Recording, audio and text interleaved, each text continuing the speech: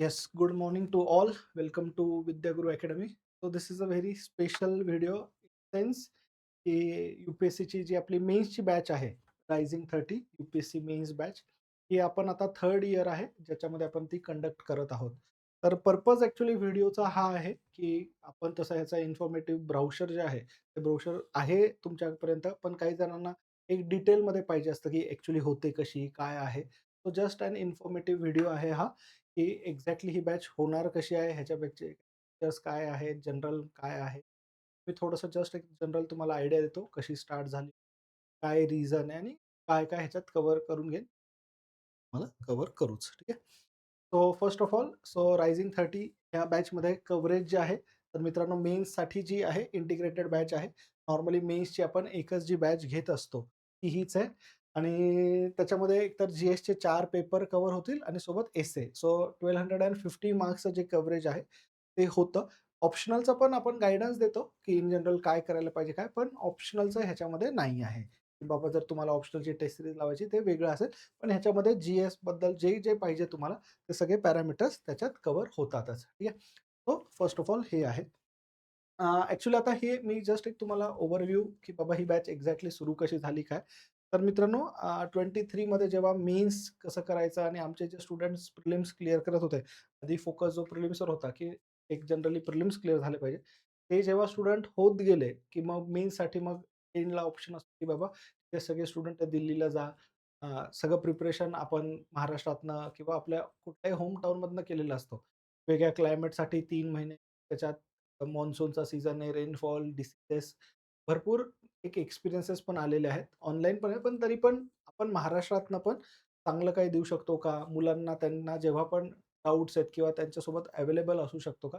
या point of व्ह्यूने आम्ही start केलं होतं. इनिशियली फक्त 4 एक स्टुडंट होते. आता त्याच्यामध्ये तुम्हाला एक्झॅक्टली ह्याच्या फोटोमध्ये पण मी जस्ट थोडंसं झूम पण करतो किंवा असं दिसेल पण तुम्हाला दिसेल आम्ही वर्गात पण कमीच मुलं आहेत. आता ह्याच्यात जुईली आणि दीक्षा दिसेल, हेच मुलं होते. त्यांनी पण आमचे स्टुडंट होते प्रिलिम्सचे आम्ही जेव्हा शिकवायचो वगैरे आणि त्यांनी पण मग तो ट्रस्ट ठेवला, की बाबा नाही ठीक आहे आणि दोघींची ही फर्स्ट मेन्सच होती. असं नाही, सेकंड अटेम्प्ट होता आणि फर्स्ट मेन्सच होती. त्याच वर्षी दोघींना इंटरव्ह्यू कॉल पण आला होता.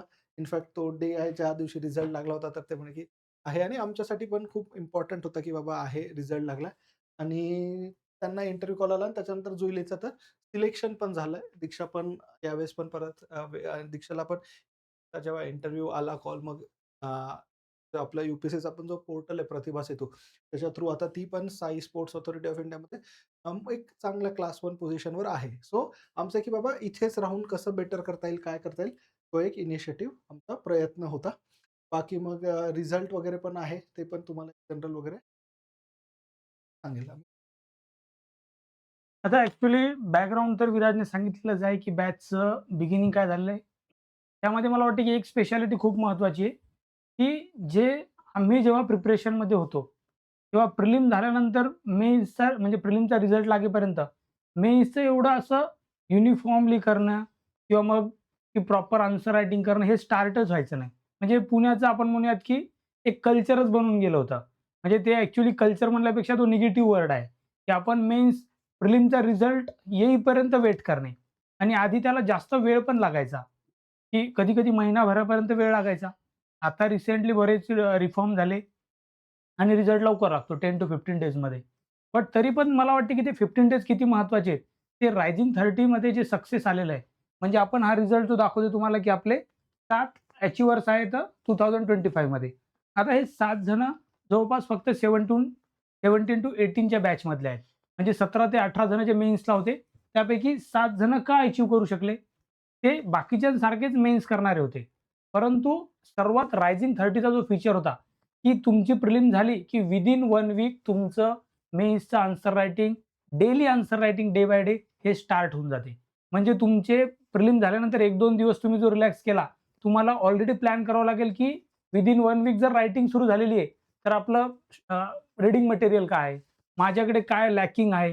ह्या सर्व गोष्टी त्या 2-3 दिवसामध्ये आपण जसे-जसे स्टुडंट एनरोल झाले तसं-तसं सांगायला सुरू करतो. म्हणजे बऱ्याचदा तर असं होते, की आज प्रिलिम झालेली असते आणि दुसऱ्या दिवसापासून आपल्या जवळचे विद्यार्थी डायरेक्ट म्हणतात, की "सर आम्हाला मेन्स सांगा, आम्हाला सुट्टीची गरज नाही. सुट्टी आम्ही मेन्स झाल्यावरच घेऊ." मग रायझिंग 30 बॅच ही काय अशी त्या बाकीच्या अदर बॅचेस आहेत त्यांच्यासारखी बॅच नाहीये. ती म्हणजे मला वाटते की प्रिलिम झाली की मेन्सपर्यंत रिगरसली आन्सर रायटिंग करणे, व्हॅल्यू एडिशन करणे, एक तिथे जो ॲटमॉस्फिअर बनतो. म्हणजे जे बाकीचे स्टुडंट पण आहेत, म्हणजे आता यामध्ये तुम्हाला दिसेल की जुईली ही एकदा तर सिलेक्ट झाली, नेक्स्ट इयर पण रायझिंगमध्ये होती आणि इंटरव्ह्यूला पण होती यावर्षी. सेम आता अनुप दिसेल, युवराज दिसतील, हे सर्व जे विद्यार्थी आहेत त्यांनी आधीच्या मेन्स दिल्यामुळे पुन्हा ते रायझिंगमध्ये एनरोल झाले. आणि ते कसं असते बऱ्याचदा की कुठेतरी आपण कमी पडतो एखाद्या विषयामध्ये. कोणी GS1 मध्ये पडते, GS2. तर ॲक्चुअली रायझिंग 30 मध्ये आपण त्यावर पण फोकस करतो. हे रिझल्ट येण्यामागे, की काय होऊन जाते, की एखाद्या स्टुडंटचा 2 चांगला असतो, तर 3 मध्ये कमी मार्क येतात. तर ते पण आपण ॲनलाईज करून, मॅपिंग करून त्यामध्ये इम्प्रूव्हमेंट झालेली दिसून येते आणि त्यामुळेच असा चांगला रिझल्ट आपल्याला दिसतो. आता हा 2025 चा जे आहे 17 स्टुडंट होते ऑलमोस्ट आणि रेग्युलर लिहिणारे होते. बिलीव्ह मी, आमच्याकडे सर्वांच्या कॉपीज अवेलेबल आहेत आणि रेग्युलरली म्हणजे 90% तरी रेग्युलर करणारेच होते. काही जण तर 100 आउट ऑफ 100 म्हणजे जितके डेजचे क्वेश्चन होते तितक्याचे आन्सर्स आमच्याकडे अवेलेबल आहेत. त्यामध्ये म्हणजे जवळपास जे क्वालिफाईड दिसतात त्यांचे तर तुम्हाला दिसूनच दिसतील की त्यांची ती कंटिन्युटी असेल. सर्वात महत्त्वाचं फीचर काय दिसेल तुम्हाला, सगळे जे all are from Maharashtra only. आमचा पर्पजच तो आहे, की महाराष्ट्राचा कसा जास्त टक्का फायनल रिझल्टमध्ये राहील UPSCच्या. आणि त्यासाठी आम्ही भरपूर काम करतो आणि आम्ही ते कॉशियसली डिसिजन घेतलं, की महाराष्ट्रातले स्टुडंट गाईड करायचे. कारण मला वाटते, की आपल्यामध्ये टॅलेंट आहे. फक्त आपण डिसिप्लिन वेने थोडंसं जे लॅकिंग असते, ती जर डिसिप्लिन आणली तर तुम्हाला रिझल्ट तो दिसूनच येतो. तो नेक्स्ट इयर या आधीच्या इयरचं पण तुम्हाला दिसून येईल. 1 मिनिट. तर आता फीचरकडे नंतर येऊयात आपण. अ, या आधी जो आहे समजा आता हा रिझल्ट जो दिसतो हा 2023 चा आहे. या इथे डायरेक्ट 2025 चा दिसतो तुम्हाला. 24 चा पण रिझल्ट पुढे आहे. त्या ब्राउचरमध्ये तुम्हाला दिसून येईल. त्यावेळेस पण आपल्याला दिसेल की अ, सौरभ सहारे असेल किंवा मग इव्हन यामधले पण नाव दिसतील तुम्हाला. वैभवी असेल. हे होतेच असे स्टुडंट. आणि म्हणजे right from 2 student to 7 student आणि आम्हाला असं वाटतं की हा आकडा दरवर्षी जो आहे तो लिनियरली नाही तर एक्सपोनेन्शियली वाढत जाईल. आणि आम्ही बिलीव्ह करतो. याचे फीचर जे आहेत ते थोडक्यात आता मी तुम्हाला ब्रीफली सांगतो आणि नंतर मग विराज सरही त्यावर थोडंसं एनलाइटन करतील. जनरली जो पर्पज आहे रायझिंग 30 मध्ये सर्वात महत्त्वाचा मला वाटतं डेली आन्सर रायटिंग आणि इव्हॅल्युएशन. आता हा पॉइंट जो दिसतो ना तुम्हाला इव्हॅल्युएशनचा, यामध्ये सर्वात महत्त्वाचं हे जे तुम्हाला दिसते की फक्त डेली रायटिंग नाहीये, तर त्याचं इव्हॅल्युएशन पण डेली आहे. आणि मला वाटते की हार्डली कुठेतरी होते. कारण आम्ही ह्या गोष्टी फेस केल्या आहेत बिलीव्ह मी, की आम्ही जेव्हा लिहायचो, आमची कॉपी चेक करून 15 दिवसांनी, महिन्यांनी यायची. आणि सगळ्याच ऑल ओव्हर दिल्लीचे क्लासेस असू द्या, सर्व टेस्ट सीरीज असत्या. त्यामध्ये मी काय लिहिलं मी विसरून पण जायचो. इथे काय आहे, की स्टुडंटच्या डोक्यात आहे, की मी काय लिहिलेलं आहे काल? यार मला वेळच कमी पडला होता. माझे एक्झाम्पल्सच चांगले आले नव्हते, इंट्रोडक्शनच चांगले होते आणि लगेच इव्हॅल्युएट होऊन कॉपी त्या तुम्हाला तिथे कमेंट्स मिळतात, की याच्यात इंट्रोडक्शनमध्ये काय इश्यू आहे, बॉडी पार्टमध्ये तुम्ही कसं मिस्टेक केलेली आहे, क्वेश्चनची डिमांडच ॲड्रेस झालेली नाहीये. त्यामुळे तुम्हाला विदिन 1 वीक जे काय ती इम्प्रूव्हमेंट दिसायला लागते. त्यामुळे हे फीचर जे आहे ते दिसायला तिथे तुम्हाला वाटेल, की काय टाकून दिलं तिथे, की डेली आन्सर रायटिंग आणि इव्हॅल्यूएट. बट खरंच त्याच दिवशी इव्हॅल्युएट होऊन कॉपी येते आणि तेव्हाच इम्प्रूव्हमेंट होऊ शकते. अदरवाईज डेली आन्सर रायटिंग लिहायला काय आहे, की दिले क्वेश्चन लिहिले, तसं इथे होत नाही.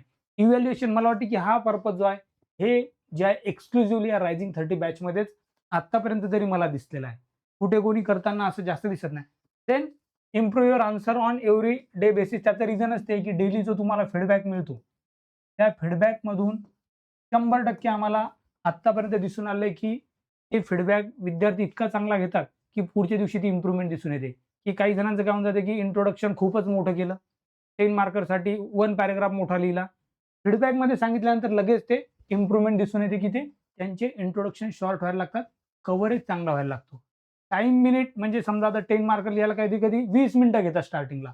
तो पण इम्प्रूव्ह व्हायला लागते या गोष्टींमुळे, की 10 मिनिटमध्ये झाला, 9 मिनिटमध्ये झाला आणि मग शेवटी तर 7 मिनिटमध्ये पण एकदम चांगलं इंट्रोडक्शन, बॉडी पार्ट, कन्क्लुजन. ही इम्प्रूव्हमेंट दिसते का? तर त्याला रिझन तेच आहे. म्हणजे हे एक थॉट प्रोव्होकिंग म्हणजे विचार करून त्याचे पॉइंट आम्ही ऑर्गनाइज केलेले आहेत. Then rectify your mistake in timely manner. Again तो फीडबॅक सर्वात महत्त्वाचा जो आहे आणि तो एक लक्षात घ्या, की हा डेलीचा फीडबॅक आहे.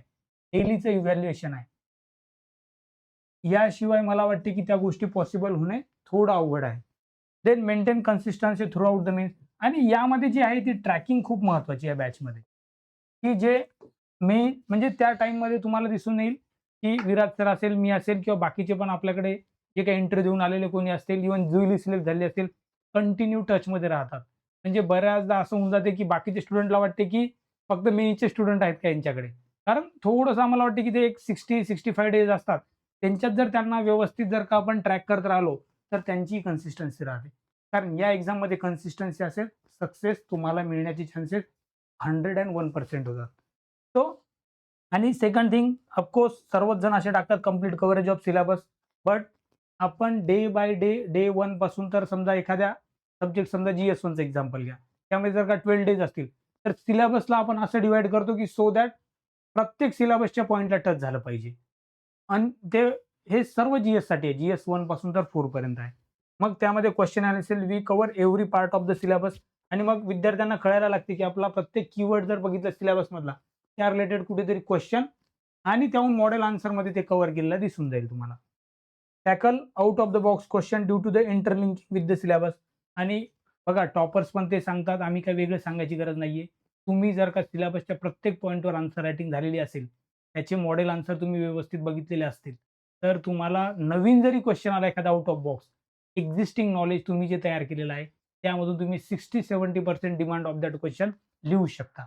कारण तशा क्वेश्चनमध्ये सर्व टॉपरचं तुम्ही जर फीडबॅक जरी बघितला तर काय असतो, की त्याच्यात तुम्हाला एव्हरेज आन्सर तरी लिहिता आलं पाहिजे. सो असे मला वाटते, की मेजर फीचर यामधून दिसतात. यापुढे आता विराज सर थोडंसं याबद्दल काही गोष्टी असतील त्या सांगतील.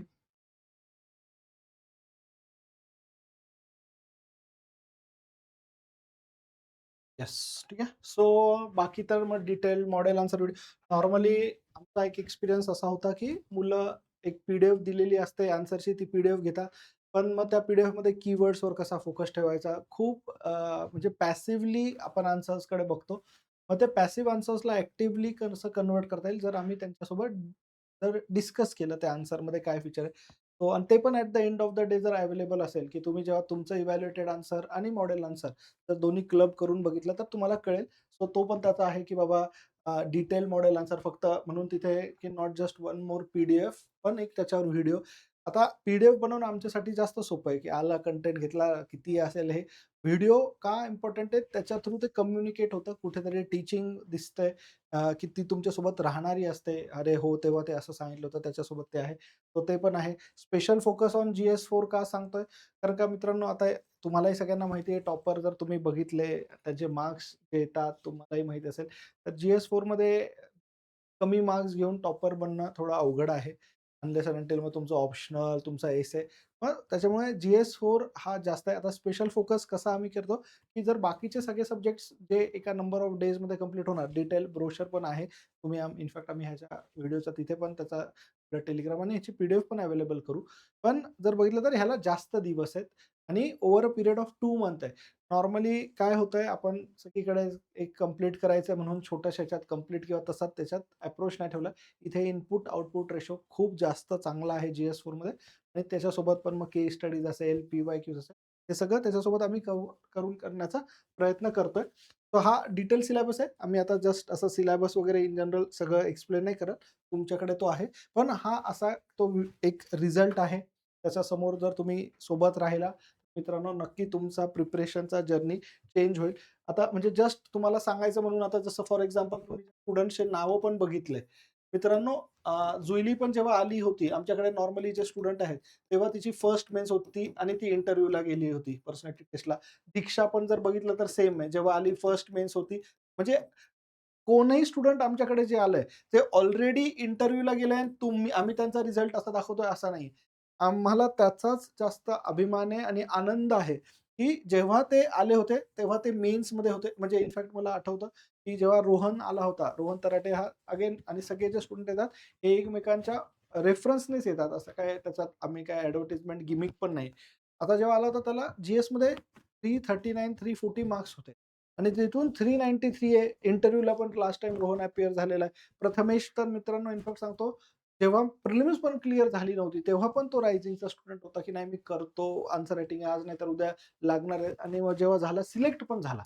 प्रथमेश पण मित्रांनो 2024च्या त्याच्यात नव्हता पेज पण 24 ह्याच्यात तो सिलेक्ट झालेला आहे. त्याचा रँक जीएसमध्ये चांगले मार्क्स आहेत. वर रँकसाठी अजून ऑप्शनल पण ह्या गोष्टी आहेत. युवराज मित्रांनो जेव्हा होता म्हणजे स्टुडंट त्याच्यात 100+ मार्क्सची इम्प्रूव्हमेंट झालेली आहे मेन्समध्ये. तर असे स्टुडंट आहेत. एक-एक स्टुडंटचा एक-एक त्यांचा जर्नी आहे आणि आम्ही असंही नाही की फक्त मेन्स आहे वगैरे, पण त्याच्यामध्ये सोबत काय चॅलेंजेस येतात, सगळ्या गोष्टींचा आम्ही लक्ष देत असतो. तो जर तुम्हाला पण असं वाटत असेल, की बाबा हे कसं असेल, काय असेल, आय होप हे सेल्फ सफिशियंटली आम्ही एक्सप्लेन केलं. बाकी काही डाउट्स वगैरे असेल तर ते ब्रोशरमध्ये तशा आहेच त्या डिस्कस केलेल्या details. So thank very much आणि जर काय असेल तर ते आमच्याशी गुरु अकॅडमीचा फोन नंबर आणि ते पण आहे. ठीक आहे? येस, मलाही वाटते, की जे रायझिंग 30ची जर्नी आहे, ती तुम्हाला म्हणजे तुमच्या कोणीतरी जर का केली असेल आत्तापर्यंत, तर त्यांनाही तुम्ही विचारू शकता किंवा तुम्ही जेव्हा आमच्यासोबत एखादा जी-एस जरी केला आणि आम्ही त्याच्यामध्ये असं नाही, की आपलं रायझिंग 30चं फर्स्ट इयरला जसं होतं तसं स्ट्रक्चर आत्ता आहे. विद्यार्थ्यांचा फीडबॅक, सिलेक्ट झालेले जे आपल्याकडून आहेत त्यांचा फीडबॅक घेऊन तुम्हाला दिसतील, की त्याच्यामध्ये बरेच चेंजेस झालेले आहेत. म्हणजे 1 इयर फर्स्ट इयर 2023 मध्ये सुरू केलेली बॅच आणि आता जी थर्ड बॅच आहे आपली, त्यामध्ये तुम्हाला दिसेल, की ट्रेमेंडस फरक आहे. खूप चांगले इम्प्रूव्हमेंट आपण केलेले आहेत आणि तेच, की जसा आम्ही फीडबॅक देतो विद्यार्थ्यांना त्यांच्या आन्सर्समध्ये, तसा विद्यार्थ्यांचा बॅचबद्दल जो फीडबॅक येतो, तो आम्ही कन्सिडर करूनच ही बॅच इम्प्रूव्ह करत गेलेलो आहे. तर ठीक आहे, मला वाटते, की तुम्ही ब्रोशरमध्ये बाकीचे डिटेल्स बघा. टाईम टेबलही तुम्हाला दिसून येईल, की डे वाईज कसे आम्ही जी-एस कंप्लीट करतो आणि जसं सरांनी सांगितलं, की इथिक्स आणि एसी हे जे स्कोरिंग आहे त्यालाही इथिक्सला कसं आपण डिव्हाईड केलेलं आहे. ते म्हणजे विचार करून त्या गोष्टी सगळ्या केलेल्या आहेत. आणि यावर्षी तर अजून काही इम्प्रूव्हमेंट केलेल्या आहेत, ज्या ब्रोशरमध्ये तुम्हाला दिसणार नाही. ते बॅच जे करतील त्यांनाच त्या कळतील. ओके, तर आपण इथे येस. थांबूयात. थँक